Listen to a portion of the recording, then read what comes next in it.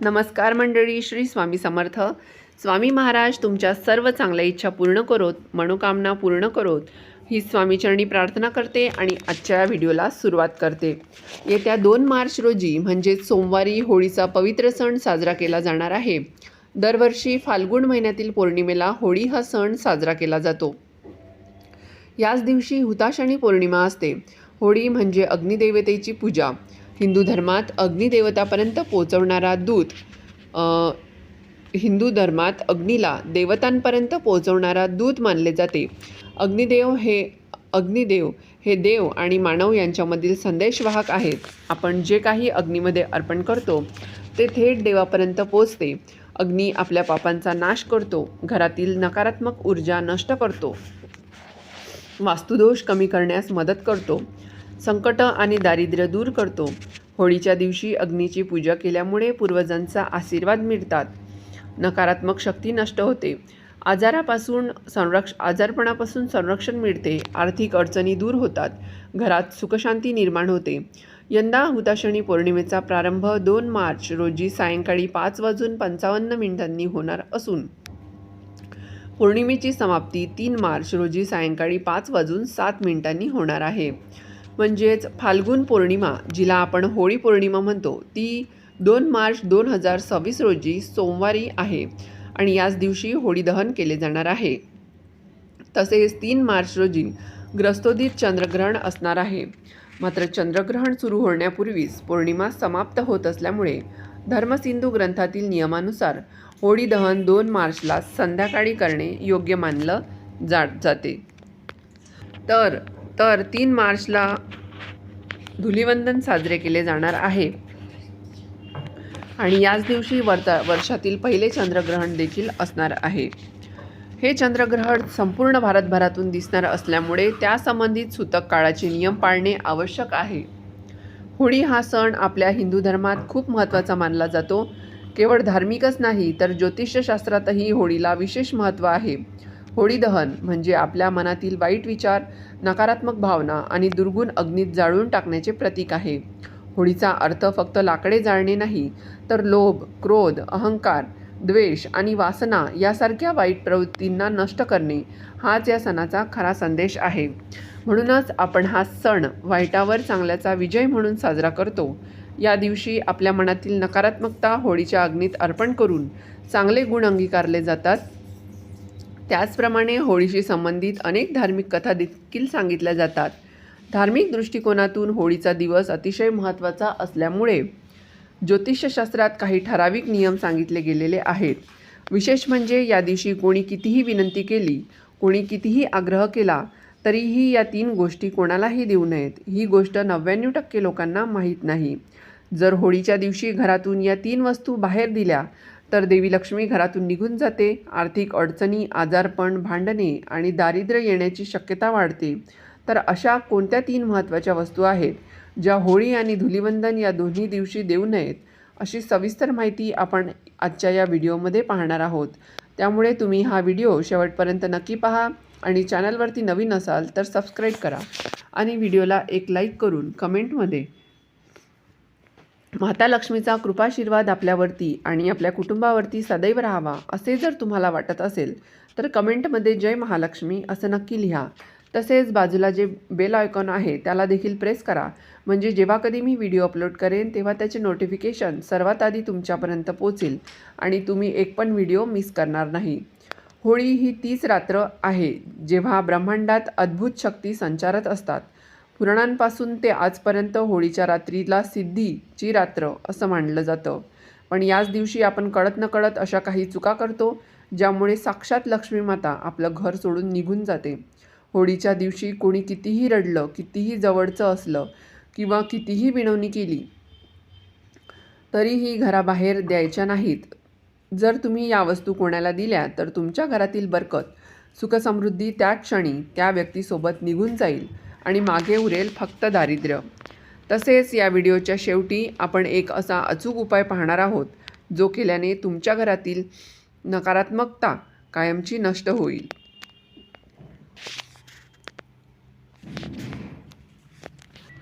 होळीच्या दिवशी आपण एकमेकांच्या घरी जातो, रंग खेळतो, गोडधोड खातो, पण याच दिवशी काही वाईट शक्ती किंवा करणीबाधा करणारे लोक सक्रिय असतात.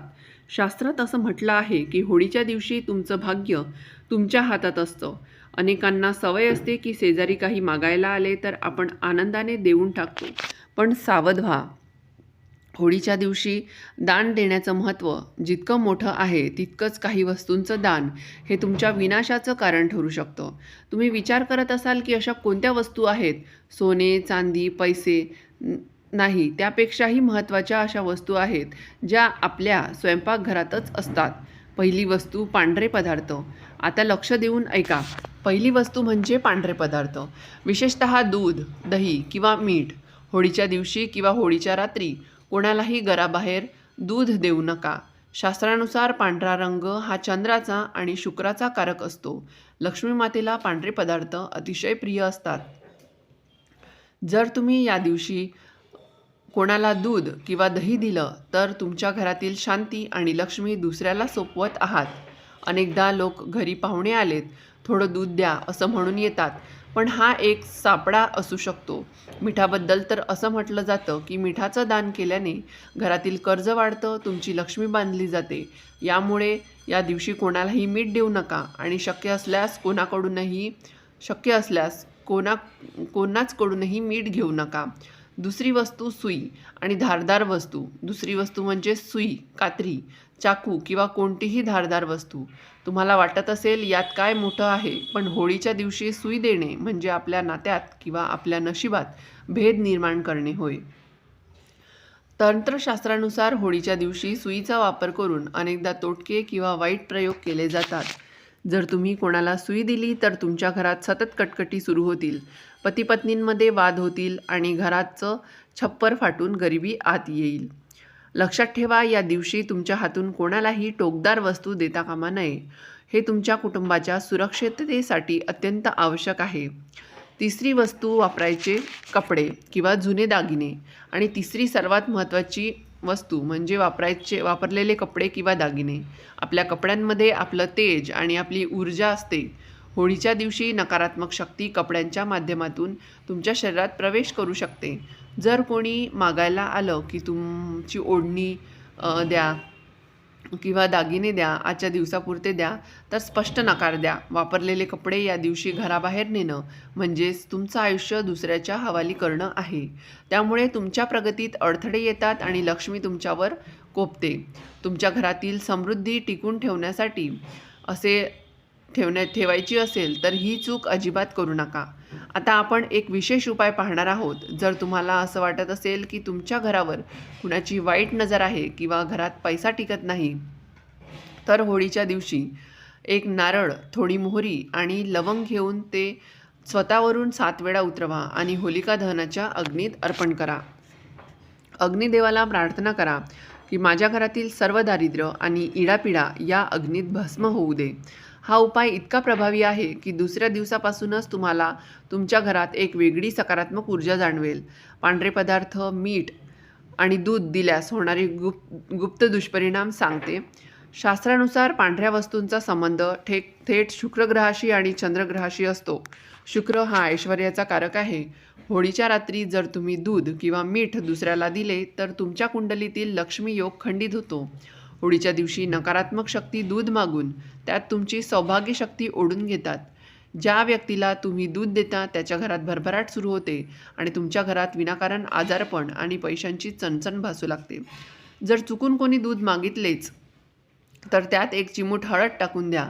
हळद विष्णूचे प्रतीक आहे आणि त्यामुळे तुमची शक्ती कोणालाही चोरता येणार नाही. दुसरं सुई आणि कात्री. यामुळे हे दिल्यास होणारे भयंकर परिणाम सांगते. ऐका, होळी ही अग्नितत्वाची रात्र असते.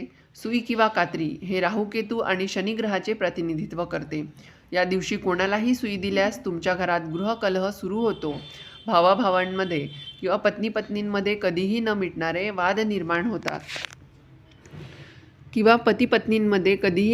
वाद निर्माण होतात तंत्रशास्त्रानुसार होळीच्या रात्री तुमच्या घराची सुई वापरून पुलिस्त विद्या म्हणजे एक प्रकारची करणी केली जाऊ शकते. या विद्येमुळे तुमच्या प्रगतीला खिळा बसतो आणि कितीही कष्ट केले तरी यश मिळत नाही. या दिवशी चुकूनही सुई, शिलाईची सुई देऊ नका, तसेच शिलाईचे काम करू नका. सुई घराबाहेर जाणे म्हणजे तुमच्या घराचे सुरक्षा कवच फाडण्यासारखे आहे. तिसरी वस्तू म्हणजे वापरलेले कपडे किंवा दागिने. हे दिल्यास कोणते अदृश्य परिणाम होतात? माणसाच्या कामात आणि ऊर्जेमध्ये त्याचे प्रारब्ध असते. होळीच्या दिवशी ब्रह्मांडात ऊर्जा खूप सक्रिय असते. तर जर तुम्ही तुमचे वापरलेले कपडे कोणाला दिले तर तुमचे पुण्य त्या व्यक्तीला मिळते आणि त्या व्यक्तीची पाप किंवा संकट तुमच्याशी येतात. याला ऊर्जा हस्तांतरण म्हणजे ऊर्जा ट्रान्सफर असे म्हणतात. अनेकदा लोक मुद्दाम या दिवशी कपडे मागून घेतात जेणेकरून ते तुमच्या नशिबाचा भाग चोरून घेऊ शकतील. कपडे दिल्याने घरातील कुलदेवता कोपतेच आणि घराचा आशीर्वाद निघून जातो. जर तुम्हाला दान करायचेच असेल तर कोरे नवीन कपडे दान करा. जुने किंवा वापरलेले कपडे किंवा होळीच्या 3 दिवस आधी किंवा नंतर द्या, पण होळीच्या दिवशी अजिबात देऊ नका. होळीच्या रात्रीचे 10 विशेष प्रभावी उपाय करून पहा. घराची सुरक्षा कवच. होळीच्या रात्री घराच्या मुख्य दरवाजाच्या बाहेर दोन्ही बाजूंना थोडे थोडे खडे मीठ ठेवा. दुसऱ्या दिवशी सकाळी कोणाशीही न बोलता ते मीठ उचलून वाहत्या पाण्यात किंवा कोणत्याही झाडाच्या मुळाशी टाकून द्या किंवा जिथे कुठे कुणाचा पाय पडणार नाही अशा ठिकाणी लांब टाकून द्या. यामुळे वर्षभर कोणतीही कर्णीबाधा किंवा वाईट नजर तुमच्या घरात प्रवेश करणार नाही. अखंड लक्ष्मी प्राप्त होण्यासाठी होळीच्या दिवशी संध्याकाळी घराच्या मुख्य चौकटीवर हळदीचे 2 स्वस्तिक काढा. त्या स्वस्तिकावर थोडे अक्षत अर्पण करा. हा उपाय केल्याने साक्षात लक्ष्मी माता आकर्षित होते आणि गरिबी घराचा रस्ता विसरते. रखडलेली कामे मार्गी लावण्यासाठी जर तुमची कामे वारंवार अडकत असतील तर होळीच्या अग्नीत 7 लवंगा आणि 7 बत्ताशे अर्पण करा. हे अर्पण करताना तुमची जी काही इच्छा असेल ती मनातल्या मनात बोला. अग्निदेवाला तुमचे अडचणी सांगा, ते भस्म करून टाकतील. नजरदोष आणि आजारपणावर घरात कोणी सतत आजारी पडत असेल तर एक पाणी असलेला नारळ घ्या. तो त्या व्यक्तीवरून घड्याळाच्या काट्याच्या दिशेने 21 वेळा उतरवा आणि होलिका दहनाच्या अग्नीत टाका.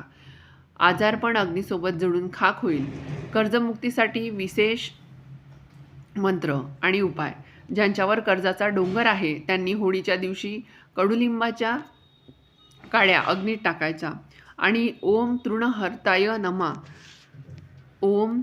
तृणहर्ताय नमा या मंत्राचा जप करायचा.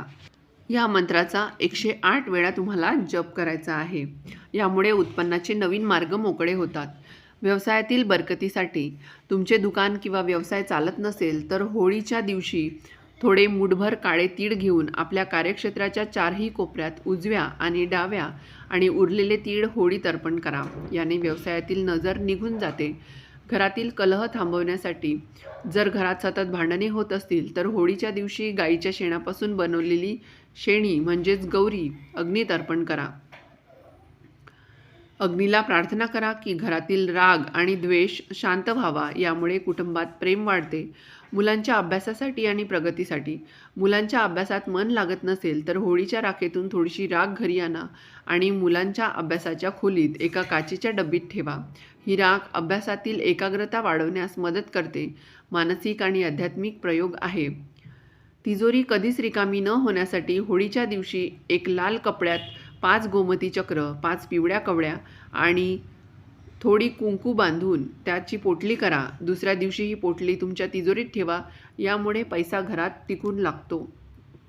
भस्म टिळा होळी शांत झाल्यावर दुसऱ्या दिवशी सकाळी राख घरी आणा. रोज घराबाहेर पडताना त्या राखेचा छोटासा टिळा कपाळावर किंवा मानेवर लावा. यामुळे समाजात मानसन्मान वाढतो आणि शत्रू परास्त होतात.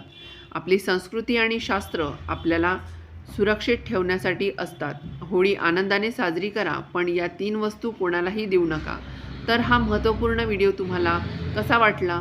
व्हिडिओ आवडला असेल तर व्हिडिओतील माहिती उपयुक्त वाटली असेल तर व्हिडिओला एक लाईक नक्की करा आणि चॅनलला सबस्क्राईब करून आम्हाला प्रोत्साहित करा. तसेच व्हिडिओ आपल्या मित्रपरिवारांसोबत जास्तीत जास्त शेअर करा. व्हिडिओ शेवटपर्यंत पाहिल्याबद्दल मनापासून धन्यवाद. श्री स्वामी समर्थ. जय जय स्वामी समर्थ.